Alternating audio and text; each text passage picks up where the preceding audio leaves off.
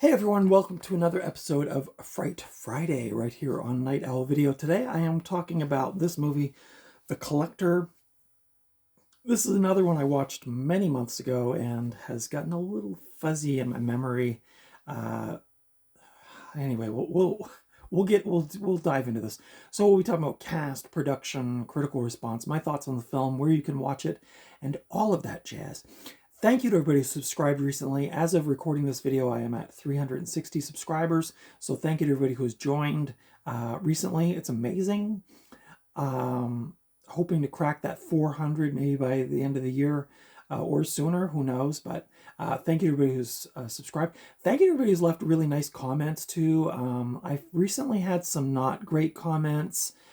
So it's really nice to get some good ones because it kind of counterbalances the negativity that sometimes can invade these spaces online. And as I've mentioned in previous videos, one of the big complaints was me holding the movie up, which I'm still not sure why that bothers people, but I'm going to try my best not to hold the movie up through the whole review. But today we are talking about this movie, The Collector. This is a horror movie from 2009 directed by Marcus Dunstan, who also worked on several of the Saw sequels. I think on the back it says, "From the twisted minds behind Saw 4, 5, and 6. Yeah, directed by Marcus Dunstan. This stars Josh Stewart, who was also in Dark Knight Rises, Interstellar, The Collection, which is a sequel to this movie, which I have not seen. This also stars Michael Riley Burke, who was in a bunch of TV, Andrea Roth, who was in a bunch of movies I've never heard of, as well as Juan Fernandez, who was also in a bunch of movies I've never heard of. So sometimes that happens. You just, people's filmography, I haven't gotten around to seeing a lot of stuff, so it's a work in progress. The synopsis for this movie is actually probably the best part of the movie. Desperate for money to pay off a debt, a man targets a wealthy family's home and plans to break in and steal a valuable gem. He soon learns that he picked the wrong night to carry out his plans, for a masked madman has gotten there first, imprisoned the family, and lined the mansion with deadly traps. So I do actually really like the premise of this movie. And I don't hate this movie, but I thought the premise was in some ways better than the actual film. The original script was titled The Midnight Man and was at one time shopped as a spin-off prequel to the Saw franchise, as an origin story for the villain John Kramer / Jigsaw, but the producers opposed the idea and dismissed it, leading it to the script getting reworked to an original story. Like the film Saw from 2004, the film is also inspired by the film Seven from 1995. An excellent movie, by the way. And actually, the first Saw, I think, is quite excellent, too, if you've never seen it. But originally set up and financed by Dimension Films, The Collector was dropped by the cash-strapped studio after they didn't have the funds to release the film. Lydell Entertainment snatched up the rights from Dimension and gave the film a brief but successful theatrical run in 2009. The budget for this film was $3 million and the box office was $10.2 million. So not a bad return on investment for an independent film. This film currently holds a 28% on Rotten Tomatoes, if you follow that kind of thing.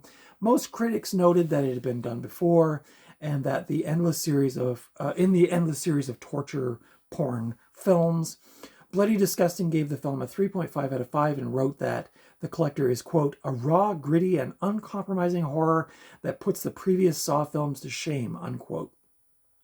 The reviewer also believed that the character of the Collector had the potential to become a new horror icon, which he definitely did not become.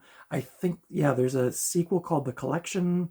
You guys can correct me in the comments if there's any other sequels. I don't know of any, but I also had never, this was a first time watch for me.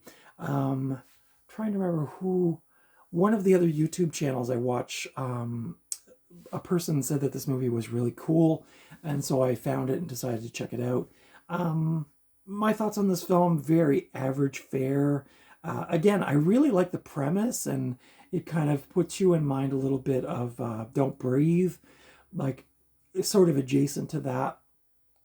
I don't really remember a lot about this movie, if I'm being perfectly honest. I think this is a one and done kind of thing. Um, not a terrible one, but this would almost be one that I would recommend if you could find this on streaming somewhere. Just just do it that way. I wouldn't spend money on this. It's just very average fare to me. Not bad, not great, just kind of in the middle of the road. I thought the collector, the character, was kind of creepy with this mask, and like that person from Bloody Disgusting had said, like maybe this could become like a future like horror icon. It didn't happen, obviously, as far as to my knowledge. You definitely don't see collector figures and stuff like that everywhere like you do with like Jason Voorhees and Freddy Krueger and all those cats. But not bad, but just again very very average. I would say actually this. I would say Don't Breathe was probably a bit better than this, but kind of in that, kind of that same ilk, if you would allow me to use that word. Um, but yeah, just kind of average fare. If you like that kind of home invasion, the masked dude, and he's setting traps, which again, if you like the Saw series, you'll probably dig this. I think that's kind of who it was marketed at, but for me, little goofy. I think maybe like Art the Clown became the horror icon that maybe they were thinking this guy would become. But this DVD, I cannot read the back. As you can see, the print is extremely fine. This is from 2009. It has a runtime of 1 hour 29 minutes, so it does have that going for it. This is rated 18 in Canada for brutal violence, gory scenes, disturbing content. This is a Region 1 DVD put out by, appears to be Alliance. Yeah, is that it? I can't. The print is so fine on this. It's Alliance Films. The special features on this DVD edition are an alternate ending, deleted scenes, soundtrack song preview, commentary by the filmmakers, and a Nico Vega music video called Beast. So I did not watch any of the special features. This, like I said, this was a one and done for me. This will probably go back to the used DVD store for credit. But I know this movie does have its fans, and like I said, I heard from another, I can't remember who it was. It was a trusted YouTuber that I watched that said that this movie was really good. So again, not to say it was terrible. I've definitely seen way worse, but not for me again. I feel like all my reviews lately, I'm just like, not for me, but it's okay. It's okay. You can currently, yeah, this is currently, actually, I thought this was interesting. This is not streaming anywhere. You can watch it for free on YouTube, but you did not hear that from me. But this is actually not streaming anywhere. And this DVD, this is the first time I saw this out in the wild. I don't know how common this is, but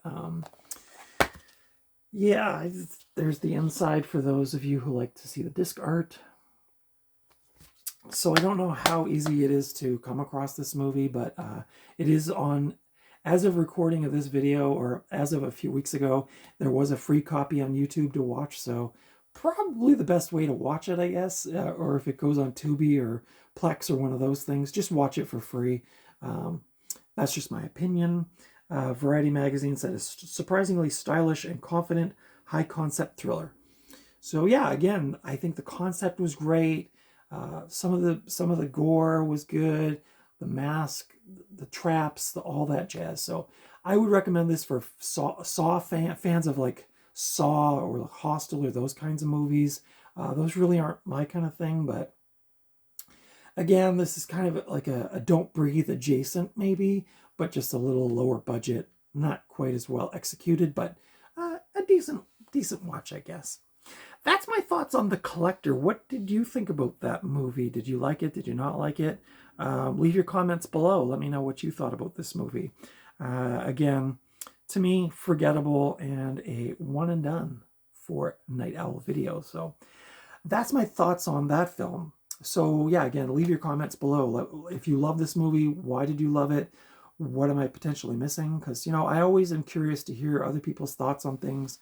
And if I didn't like this, should I bother trying to find The Collection, which is the sequel, I think. But That's it for me today. I hope you enjoyed this video. Consider giving me the thumbs up if you like this review. Consider subscribing to my channel if you haven't already.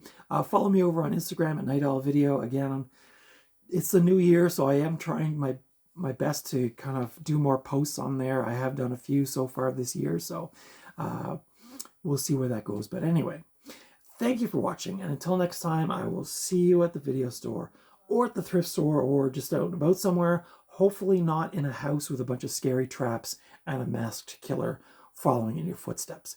But until next time, please take good care of yourselves and your family, and I will see you in the next video. Bye. Bye. Bye.